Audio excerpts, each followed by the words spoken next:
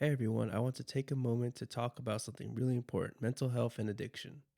If you or someone you know is struggling with mental health or drug addiction, especially if they're facing chronic relapses or have a history of bouncing in and out of treatment centers, I want to recommend Baja Rehab.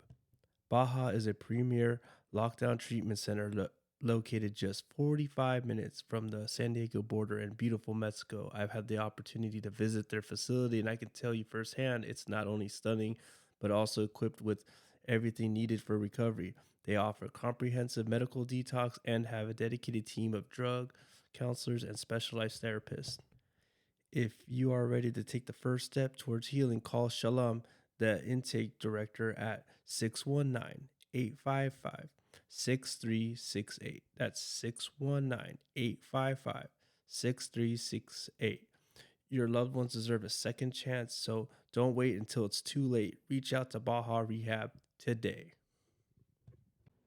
Nobody Plans on Dying has officially launched their nonprofit organization that is geared towards bringing awareness to this fentanyl overdose epidemic in the hopes of breaking cycles and saving lives. Join us in the premiere of the first documentary, June 21st, at the Digital Gym Cinema. Our goal is to bring this into every school to educate our youth and provide intervention services and resources that are so badly needed. Come support this mission. Gather in fellowship in the lobby following the documentary. Food, merchandise will be available. As a community, we can break the cycle by working together towards this common goal. If you have any teenagers, grab them a ticket and bring them out. If you've known anyone that lost their life to an overdose, then consider purchasing a ticket for yourself and making a small donation that could really make a difference. We are stronger together as a community to break these cycles and turn tragedy into purpose. Go visit the website nobodyplansondying.com to purchase your ticket and make a donation today. This is the Fuck Fentanyl guy letting you know if you or a loved one is injured in a motorcycle accident, then call 1-800-Lawtigers for a free case evaluation. We are available 24/7. That's 1-800-Lawtigers, with over $1.5 billion recovered in verdicts and settlements. Nobody got your back more than Lawtigers.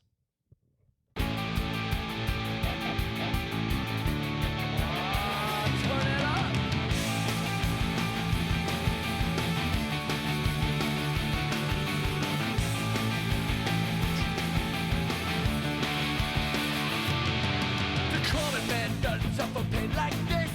Only the sword and his never been kissed. Let us adore our beautiful sword. He's riding on the rivers of Babylon. Oh, murder assured enough to bring on the brightness. See the sword and corners forming up and I see a likeness. The eyes are learning to the misery that's showing when you're brought up. You're caught up in a system that is going. No one else, no one takes that dog from you. No one else, no one takes that dog from you. No one else, no one takes that dog. Chunky man, tell me what your story is. Chunky man, tell me what your story is. Chunky man, tell me what your story is. Yeah, Junkie Man. Tell me what your story is. Rancid. Fuck yes. The jam right there. Fuck yeah. Great band. Great show. One of my favorites. Honestly, I'm jealous, man. Like, Rancid was the epitome of my punk rock experience as a young junkie, you know. Oh, fuck yeah. Like it was what I identified with, like trying to work my way through life while fucking understanding what I was dealing with. Yeah. You know. Absolutely. I mean, like, I'm San Diego local, right? And for me, like, drugs came in pretty slowly, but when they did, it really overtook my life, right? Like, absolutely.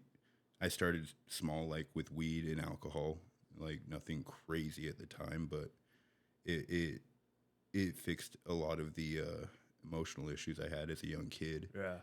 Like just onset depression very young and like general anxiety all the time. And Yeah. like when my buddy invited me over to his house and offered me a hit of weed out of his like hose nozzle bottle bong. Ooh, nice. Yeah. I love those. No idea what I was doing, but I liked it, you know. Sure. Yeah, I'll take it. Fuck it.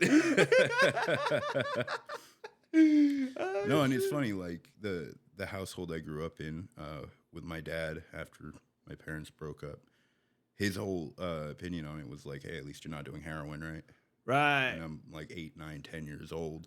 He told you that? Yeah, and he's like, listen, Matt, like as long as you're not going out and like doing heroin or like going and committing crimes, I don't mind what you do. Wow. You know?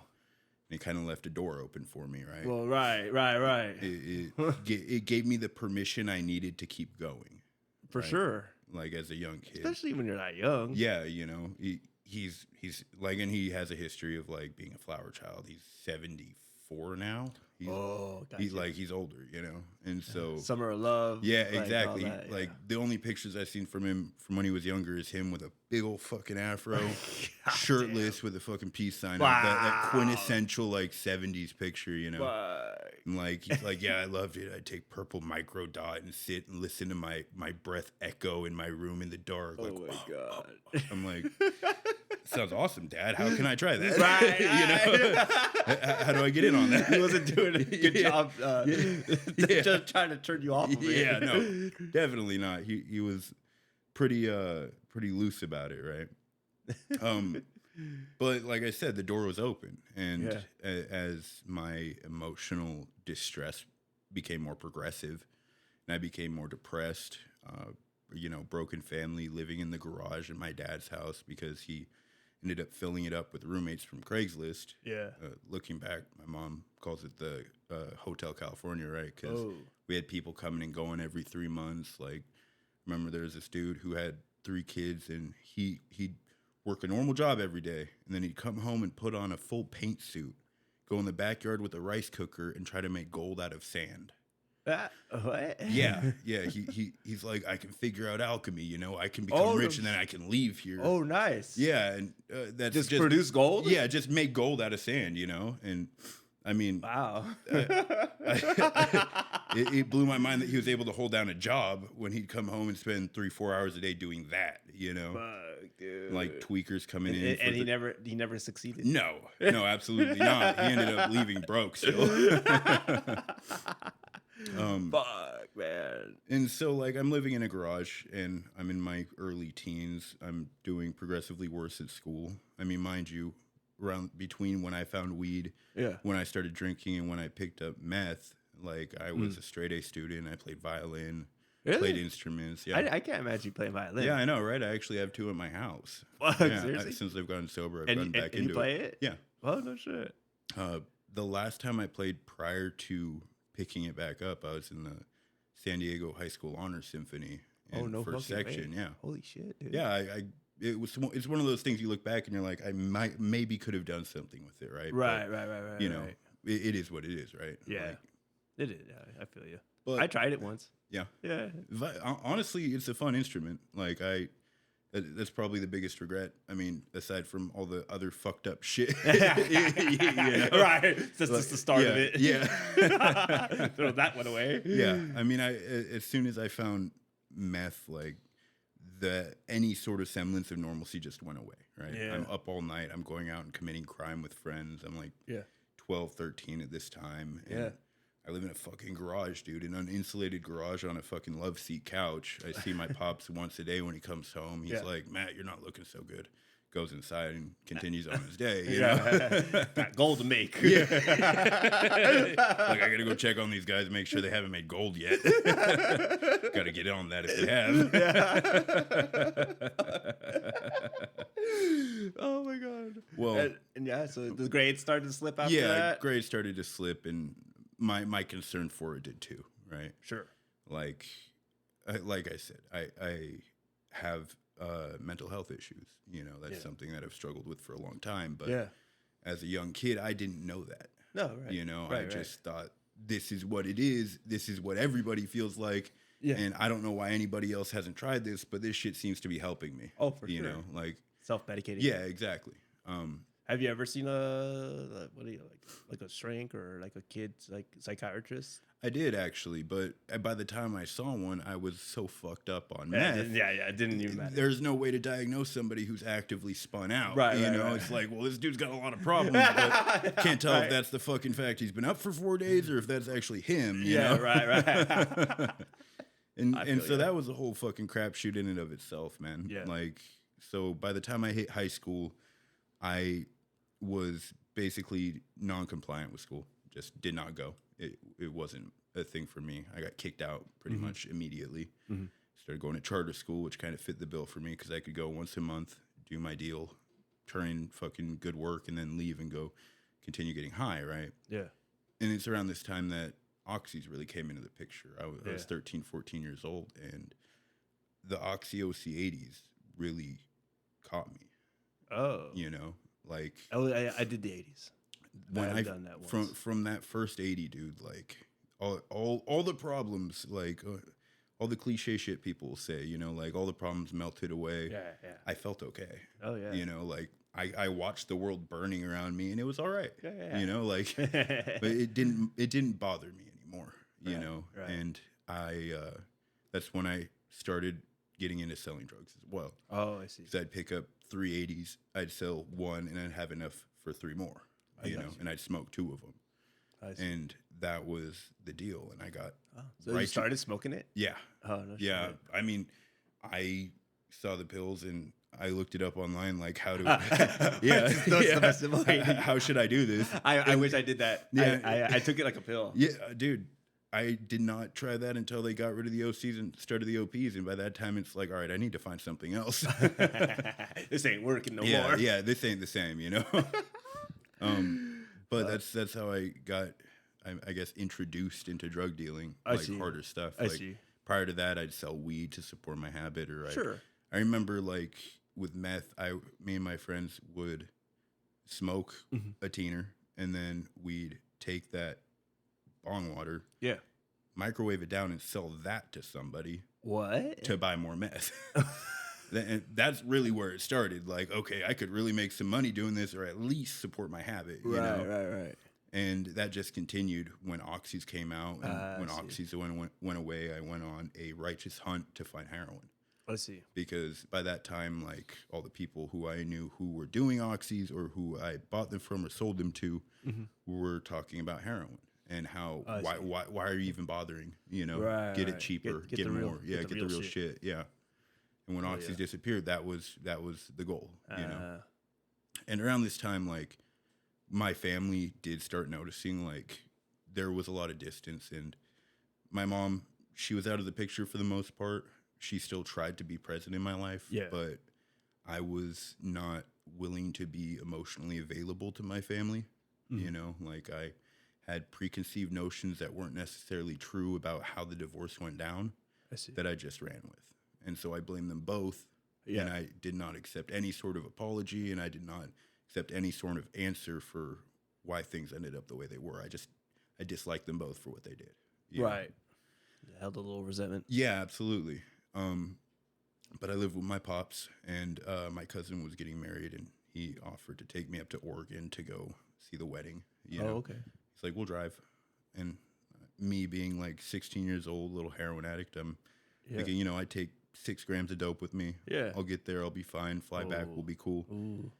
By the That time never I works go, out. no. Never. By the time I got there, I was already kicking, you know, and I had damn. a bunch of Xanax on me. I don't remember that day, but I have been told I shit all over that wedding. You know, Nice, dude. and that's when the problem really became apparent to the people around me. Right. Like the extended family is telling my pops, like, I don't know what your kid's doing, but he's doing something bad. Yeah. He ain't smoking weed. He ain't fucking drinking. That's like some serious shit. You know? Right.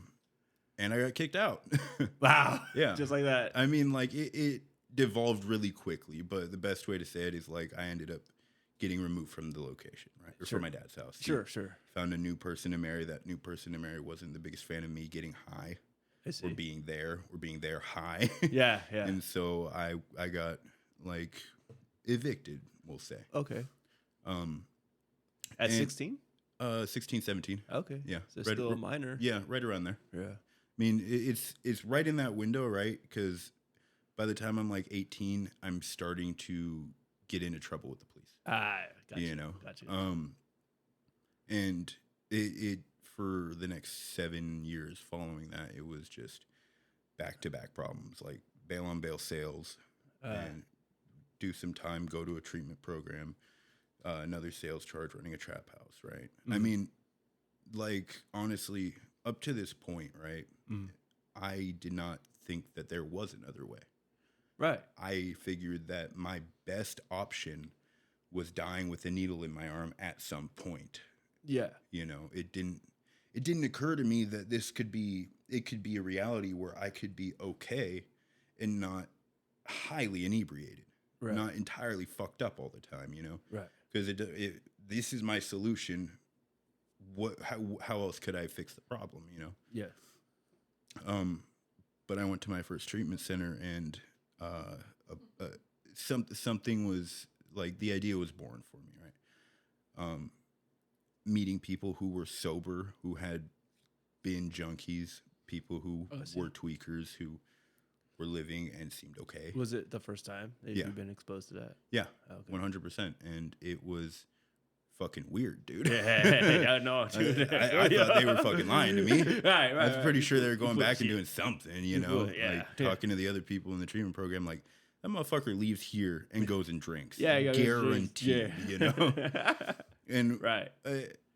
whether or not, like these people were actually like enjoying sobriety, and I wasn't ready for it at the time, but it did open my eyes to the fact that that's a thing, you know, because for a decade of my life at that point, the only solution I had experienced or I had seen was drug related. Like, I thought I was terminally unique, all the Sure, shit, absolutely. you know, like, regardless. So I get out of treatment, but I wasn't ready, right? Oh, yeah. I didn't want to do heroin anymore because heroin was obviously the problem. It wasn't me. Like, so I figured I could smoke meth with impunity and things will be fine. Things were not fucking fine. Just put down the opiates. Yeah. Good, you're good. The problem was fucking heroin, nothing else. Yeah, right. Absolutely, dude. My life was in shambles for one reason alone. Yeah, only that. Yeah. So I get out and I try not doing heroin Okay. and trying to do anything else. Yeah. And go figure, it didn't fucking work. I ended up on heroin anyways because I was still fucking miserable. Right. You know, I was still had this feeling of like emptiness, this feeling of like this lack of. Yeah. You know, and I continued down that road of selling drugs to survive. You know, at this point, probably around 20 years old, I was in La Mesa running a trap house. Oh, okay. I'm gonna say running a trap house is a loose term. A manager? Yeah, loosely. Okay. And fentanyl really started becoming a thing. Oh, right? yeah. This is when fentanyl became part of the picture for me. Oh, when you were 20? Yeah, right. Okay. About 8 years ago now. Okay. And so I remember I went in on a violation, did 3 months. I got out, came back to the house, and once again, no heroin. I'll fucking smoke some meth, whatever. I'll kick back, do you. But that didn't stick. It lasted about 7 days. And the first time I did a shot following that, I overdosed and had to get Narcan 7 times. Oh, fuck. I was out for about 30 minutes. Just on heroin? So the heroin was being cut by hand with fentanyl. Oh, yeah. Yeah. That's when that was happening. Yeah, and all the Narcan got used on me. So 6 hours later, when somebody else overdosed on Xanax and fentanyl, there's nothing to bring it back with. I did everything I could. I did all the things, right? Yeah. Tried to feed him Suboxone. I tried ice cubes, fucking And nothing brought it nothing, back. dude. I was giving him CPR, and at that point, it's like, just take this dude to the fucking hospital. Get him somewhere where they can help him, you know? And he was dead on arrival. And from that point, for the next 3 months, the feds were watching the house. Yeah. Because the dude kept the dude who died's phone. Yeah. They just followed the phone back to the house. Cops show up the next day. Can we get his stuff? Right. God damn. Fuck. I was like, you got to be fucking kidding me. Dude. Damn, dude. That'll fuck up your day a little bit. Dude. And then DEA would show up once a month to knock on the door, and everybody in the house would freeze. Like if we don't move, if we don't move, they won't know we're here. Even though our like cars are right fucking there. Like a human statue. Yeah, exactly. 30 minutes just standing still, dude. And eventually they knocked down the house, right? Like somebody died in this situation, and that's fucking serious, you know? Absolutely. And the parents wanted to figure out what the fuck happened. Right. As they Absolutely. should. As they should, yeah. So the house got raided, and I ended up doing more time on another sales charge, right? I see. And it's funny because at this point, right, like I got a lot of love on it. I got flat year, a state local term. I see. Able to get off probation and all that. Yeah. And like just my actions and activities in jail were fucking miserable, dude. Anytime drugs would hit, I would do anything in my power to make sure that they landed with me. Oh, yeah. Period, point blank, you know? Didn't matter where it came from. Yeah, exactly. And by the time I got 8 months through that, I remember talking to a friend, and I'm like, I think I'm going to try to stay sober when I get out. And he goes, are you sure about that?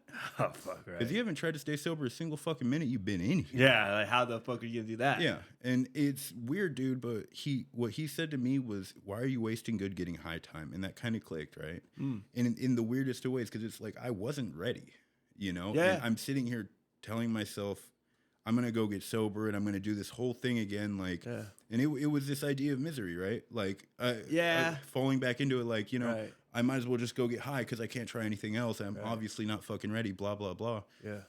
But I ran with that, And the day I got out from that, a close friend of mine died in my arms from a fentanyl overdose. He picked me up. We're going to go pick up Suboxone and meth. Yeah. Again. Fucking again. Mm-hmm. And the dude who was getting the Suboxone got fentanyl instead. I see. And homeboy was like, hey, can I try that? And after witnessing what I have witnessed in the past, I said, I'm not your father. But, You have no reason to want to listen to me. You're twice my age. Yeah. But please don't. Yeah. We don't have any Narcan. Please don't. Right. And he did it anyways. And his last words were, so this is what heaven feels like. Oh, God. Took another hit. Gone. Sat there for damn. 20 minutes trying to resuscitate him. Nothing. And dude who got the fentanyl called the cops on my phone, on the seat, threw my phone in the bush. It's 3 a.m. It's raining. I had been out for a total of 8 hours at this point. Yeah. And I ran. Yeah. Because I didn't want to go back. Get caught the day I get out, right? Fuck. Terrible feeling. And I told myself that day, I fucking hated fentanyl and everyone who did it. Right. That did not stop me from doing it 6 months later and selling it a month after that. Because that's the disease I live with, right? Right. Non-discriminatory. Absolutely. Like, if it will get me out of this feeling that I have, then I'll do it, right? And it was... Cross that line. Yeah. And it was just another, I'd say 3 years of just numb, Yeah. Like, I couldn't sit comfortably with that feeling of like, because that was traumatizing too, Sure. Like, that experience definitely stuck with me. I would catch flashbacks of it, and I would live it again. Yeah. And I was using fentanyl to help me with that, But it didn't stop me, right? And I continued to sell, and I started to do more, and going down to Mexico and doing more and selling more. And eventually, like, I got caught again, as we all do, right? And it was during the height of COVID. And so they dropped the charges. Right. And I was like, they didn't get me for shit. Fucking, they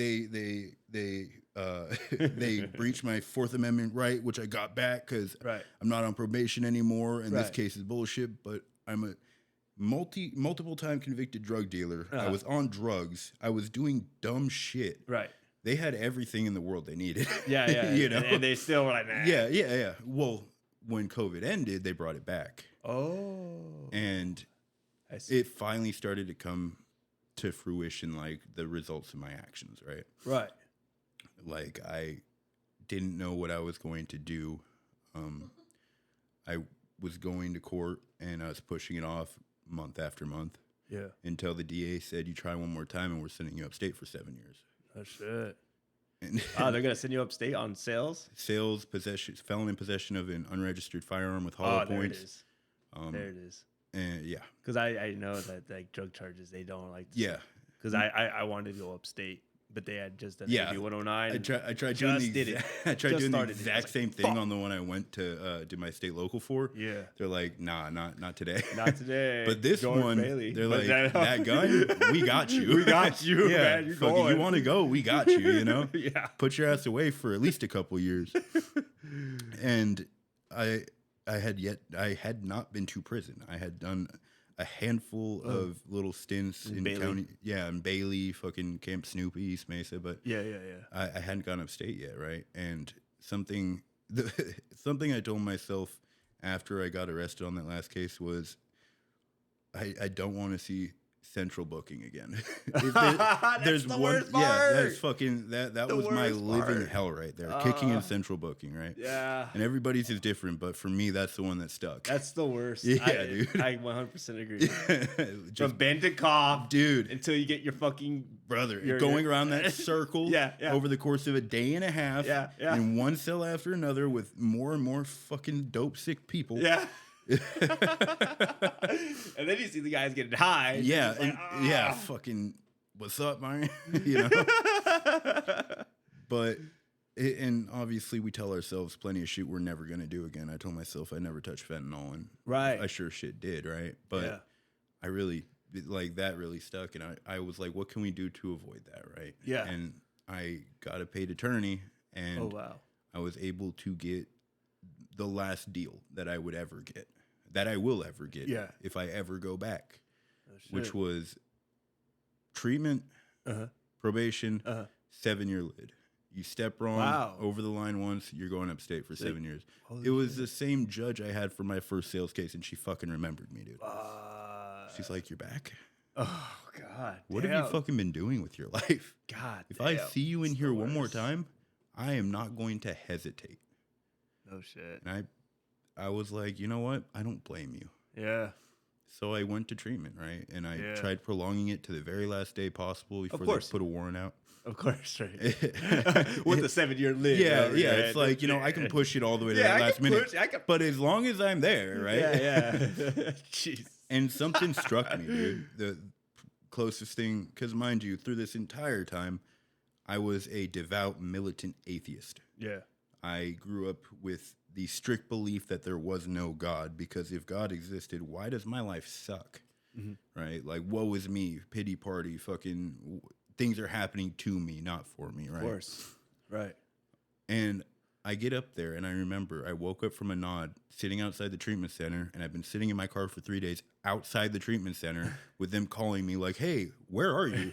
I'm like, "I'm 20 minutes away." They're like, "You've said that 4 times over the last 2 days now." I'm like, "Oh, I went to Starbucks to get coffee." "Oh, you want us to pick you up?" "No, I'll be right there." I'll be there. I'll yeah, be there. yeah, don't worry. And I woke up. On my way. Yeah. Don't trip. Hold the bed. Hold the bed, yeah. I know it's no big deal. Hold the bed. Right. If only I knew what I know now.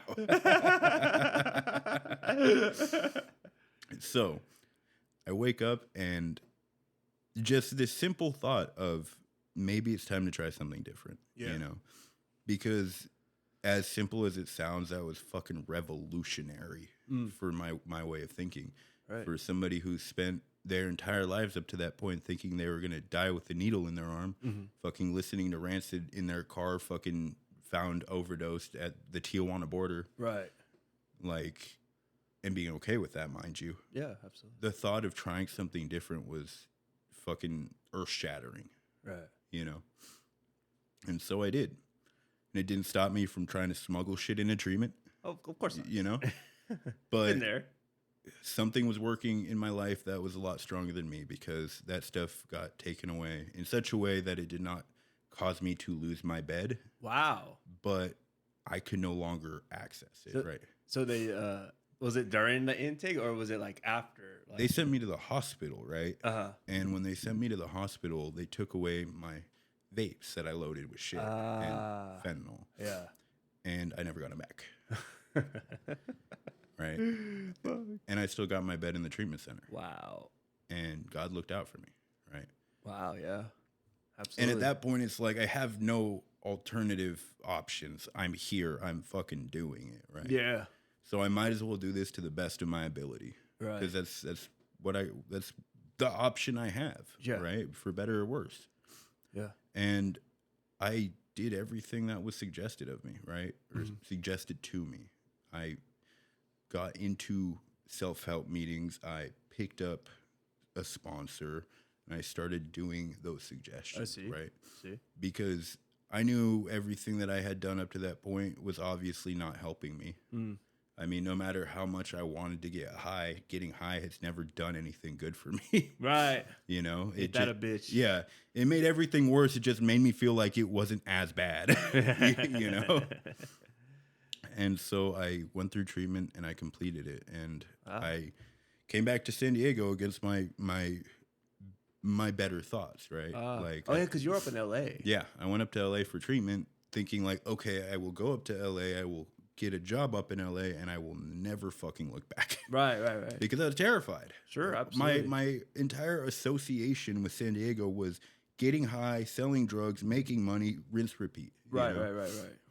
And it just didn't work out that way. God's got jokes, right? Mm-hmm. And I came back down to San Diego, and when it really struck me that something had changed was like in one day, right? I went to the dentist, and that has nothing to do with it. I hadn't done that in a while, so obviously I was taking care of myself, but that wasn't it, right? Right. Every time I had gone to that same dentist up to that point, they had offered me nitrous. Okay. And they were like, all right, we're getting your nitrous, right? And they're coming over, they're grabbing the mask, and I'm laying in the chair, and something just doesn't feel right, you know? And I'm like, you know what? Hold the nitrous, right? And in my head, I'm thinking like, this is a freebie. This is fine. The doctor's offering it to me, so it can't be a problem. Right. But do I fucking need it? No.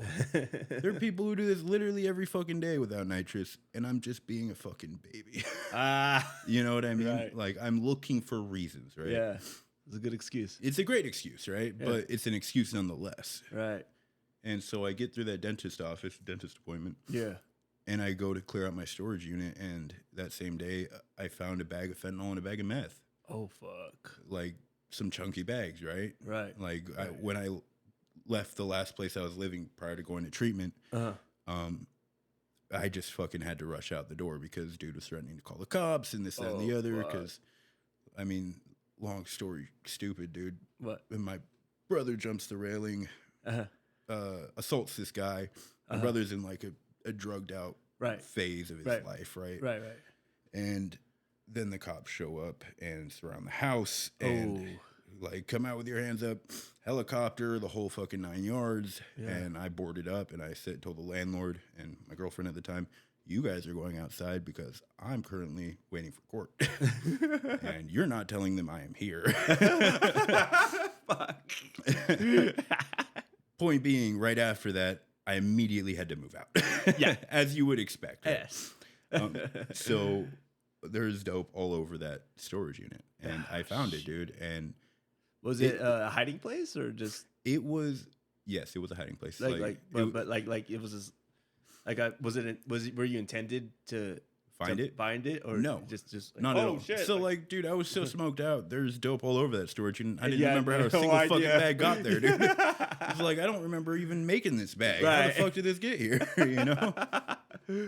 So. I didn't hesitate. I threw it away. And that was, again, like fucking another step in that earth-shattering process, right? Yeah. That change that we need to see to know we're on the right path. Mm-hmm. And since then, my life has progressively gotten better. And it hasn't been a quick road. I mean, nothing good in life comes easy or quick. No, yeah, you know? Absolutely. But today, I have a strong support network. I have friends in non-transactional relationships, something I had not experienced prior to coming into what programming. You got for me? Yeah. You know what's funny, dude, actually? I remember being in treatment and seeing a Fuck Fentanyl hat. Oh, yeah? And being like, that's a pretty cool brand, you know? Yeah. Up in L.A. from some chick who was in Oklahoma who brought it with her. Oh, no? Yeah. Way? And then I come down here and I'm like, what the fuck? It's all over. Trip out on that, right? Fuck, that's fucking awesome. Right? I was thinking about that earlier. I'm like, she had to have ordered that, right? I mean, Right. regardless. And I can't keep track of all my Yeah, orders at just this left, right, point. center, I bet, dude. Dude. Well, that's fucking awesome. Yeah, dude, right? But my life is great today, man. I've reshaped my relationships with my family. Like the cousin whose wedding I fucking trashed. Yeah. I've been able to see her and make amends with her. And that's awesome. We're on talking, like on a regular talking level now. Like we Yeah. speak regularly. Yeah. She's doing great. She just got a Grammy. A Grammy? Yeah, for best. So like there's Grammys and then there's Grammys for the people who do the background work. Oh. Believe it or not, I did not know this. I didn't know that. She, you know John Mulaney? Yeah, I know John Mulaney. You know that show Baby J, the one on Netflix? Uh-huh. She did all the editing for that. Oh, okay. She got a Grammy for that. Oh, that's fucking Oddly enough. crazy. Yeah, right? Totally unrelated, but Yeah. like I have relationships with my family again. I can be a present part for the people in my life who were always there for me. I just never let in, right? Mm-hmm. While my mom wasn't a totally active presence in my life early on by choice of mine, Right. I've been able to repair that relationship, and she has been my biggest advocate, right? I have my own place, and I work in treatment. I help people get beds in a spot where, like, for people who don't have other options, court or not, probation or not, people who are homeless, right? Yeah. People who are literally, they're at the bottom. Yeah. You know? They're scraping that bottom. Right. I have feel you. a wonderful partner. She's been a really big part of my life in recovery and has provided me with the ability to learn how to be part of a healthy relationship. Because every relationship up to this point has been based in codependency and drugs. You know? Right. Like I had drugs. People wanted drugs. Girl wants to hang out with dude who wants drugs. Right. You want to kick it a little longer? You know, like that was a relationship That's what- for a long there time, we you know? go. And that's what it was. Good old Or- Romeo and Juliet. Yeah, That. straight up. But I've been able to learn to develop who I am, like as a person in this world, where I can be of help, be of service, and be the most authentic version of myself for the people around me. I can be the best friend I can be for my friends. I can be the best employee I can be for my employer. And I can just be a good presence in this world today, you know? Heck yeah, dude. Like, yeah. That's fucking awesome, man. How long you been clean now, dude? 2 years, 3 months. What? March 11th, 2023. March 11th. Fuck yeah. Oh, I didn't know. I forgot we were so close. I'm on the 5th. Yeah. So that was like a week Yeah. after. Nice, dude. Well, so the thing is, right, is I know for a fact that in that section from me getting to treatment and me going to the hospital, there was Blur and those vapes. Shit. So I just set it for when I got out of the hospital.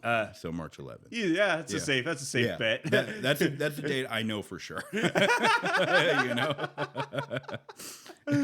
Fuck, dude. My last day was such a fucking blur, dude. I very rarely like completely black out on heroin. But like that day, that was it. That day, I went out with a bang.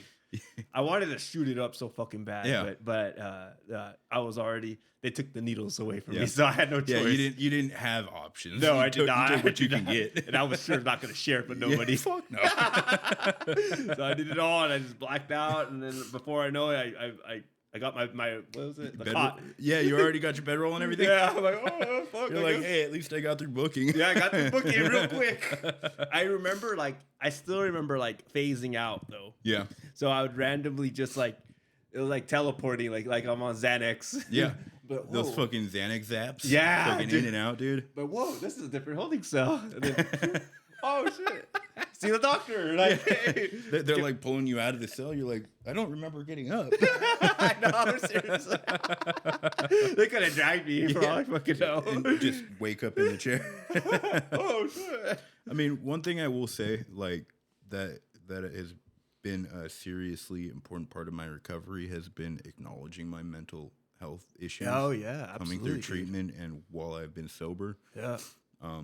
obviously, like I said, I saw doctors when I was younger, but I was so fucked up. Yeah. I was undiagnosable in Right. a clinical sense. Absolutely. Coming into treatment, finally getting sober, seeing Mm-hmm. a psychiatrist, I was properly diagnosed. I see. And I was actually able to get properly medicated for my mental health. I see. You know, and if it wasn't for being able to do that, I don't know if I would be here today. Right. Right. I remember sitting in treatment, sober, stone cold sober, staring at the second story balcony after being on a manic high all day, looking at the second story and wondering if I jumped off head first, if that would do it. And I turned to one of the BHTs and I was like, man, I need to talk. I need help, you know? And I was able to get properly diagnosed and properly medicated for my mental health, because mental health and recovery need to go concurrently. I feel You that know? way. Like if you address one and you don't address the other, you still got a big fucking problem. Right. Either way. Right. You can get properly medicated, but if you're still fucking off, you're still fucking off. Yeah. If you're sober, but you're experiencing like manic highs, manic lows, schizophrenic breaks, like gnarly depression, Yeah. it doesn't matter how sober you are. That can take you out still. Yeah. Absolutely. You know? I totally 100% in agreement with you, dude. Yeah. Like they go hand in hand. Yeah. And I mean, I'm pretty sure you've seen it. I've seen it tons of times. Like people not taking care of their mental health. You know, Oh, brother. and like they'll get years. Some of them are old timers. Yeah, and they're just not quite put together right still. Right. You know? And I mean, I pray for them. Yeah. And Right. try to spread a little awareness about it. Yeah. Because Absolutely. the fact of the matter is, like, in the world we live in today, like, mental health awareness is mandatory. Fuck yeah. Especially in our field, in our circles. Yeah. Like, it's necessary, you know? Yeah. I just a little unrelated, but like I just got news that one of my friends just committed suicide. I'm sorry to hear that, brother. Yeah, you know, and it was rough though, because it's like you wouldn't. I wasn't expecting it, you know. Young girl, you know, she modeled for me, and it's just like devastating. You're like, God damn, dude, that's like could literally happen to any of us. Absolutely. You know, just like an overdose. Yeah. You know. And, yeah, and that's the exact same thing, right? Like, we are sick. I mean, some of us are sicker than others, and that's just what it is. Mm-hmm. You need to be able to accept that and work with it, because if to work towards that better life, you have to be right with yourself. Yeah. And if you go to work and then you come home and you sit there and you're like just feeling down and feeling dragged down all the time, and like you can't quite pull yourself back up. Yeah. You need to worry about that. You need to focus on that, because it's necessary. Like, absolutely. No amount of 12 steps or sponsorship can fix a mental health diagnosis. You know, that's for a clinician. Yeah, absolutely. You know, I agree with that too. And I think that's something that's slowly but surely being accepted in self-help rooms, you know? No, it is. Like, as time has gone on, like, less old timers are like, medication, right, you're obviously right. not, blah, blah, you know? Yeah. Like, there's an absolute place for mental health awareness and clinical help. Some Bible thumpers too. Yeah. Just get some Jesus. Yeah, you don't get you some Jesus in your life. you don't need no psych pills. Hallelujah. Hallelujah. Oh, great. I'll never harm myself again. Yeah. It's a miracle. Miracle. Yeah. But yeah, man, I 100%, man, agree, you know, and I just, cause too, you know, it's just like, you know, we have that void, you know. Yeah. What I mean? God-sized hole, some of us might say. God-sized hole, yes. And it's unfortunately like I will forever be part of self-help in all its forms, in the fellowships, all that. Yeah. But I don't think I would be capable of that without addressing what's really going on with my mental health, right? Right. I mean, yeah. Yeah. Be honest with yourself. Yeah, be honest with yourself, exactly, because it's okay. A lot of us struggle, you know. We need help. Yeah. We're not perfect. Nobody is. Right. but being able to accept that you need help and actually seeking it is a big part of maintaining and staying sober and finding your way to a better life. Right. I agree. Because if you're not, man, you're just in that slippery slope of digression and Exactly, digression. You know, it's 100% true. Yeah, 100% true. I've done it myself, so exactly. I mean, I'd say it's fair to say that a lot of us who go through our struggles with addiction have that concurrent mental health battle. You know, I mean, some might be a lot more hard to deal with than others, whatever. Right. But the fact is acknowledging and working with it, right? Because pretending like it's not there or thinking that something else is going to help fix your mental health or help maintain it is just fooling yourself, right? Yeah. Like, I agree. I 100% agree, dude. Fucking man. So what are your plans, dude, for the future? So right now, I'm working full time. I'm going to 2 schools concurrently. Shit. I'm taking classes for SUD counseling on one hand, and on the other hand, I'm going for my bachelor's in public administration. Yeah. So I can maybe go out and start a nonprofit and really help some targeted groups of people who need help, you know. Get out there and maybe like advocate for people who need better housing or people with mental health illnesses who aren't getting the help they need at a state level, you know. Yeah. I see it all the time, dude. So I know exactly what you're saying. Every day. Every day, dude. Yeah. I mean, the system we have is trying to improve, but brother, it's got a ways to go. Ooh, yeah. You know? Ooh, yeah. Like on a day-to-day basis. Like, people need fucking help, man. Yeah. But yeah, that's where it's at, man. Like I've done everything in my power to turn what was pretty much a life just consisting of where my next shot's gonna come from to where can I help the next person, you know? Yeah. It's fucking awesome, dude. Well, I really appreciate you having you on here, dude. And I didn't do my intro, but I'll do an outro. This is Matty, my good homie, and I am Luis Romero, the fuck fentanyl guy. And I really appreciate you coming on here, dude. Yeah, sorry for cutting you off at the beginning. Nah, you're good. I think I skipped out a couple of times, to be honest, but for some reason it just popped in. But thank you again, brother. Absolutely. I really appreciate Thank you for having me, brother. I appreciate it. Fuck yeah, dude. All right. Goodbye, everybody.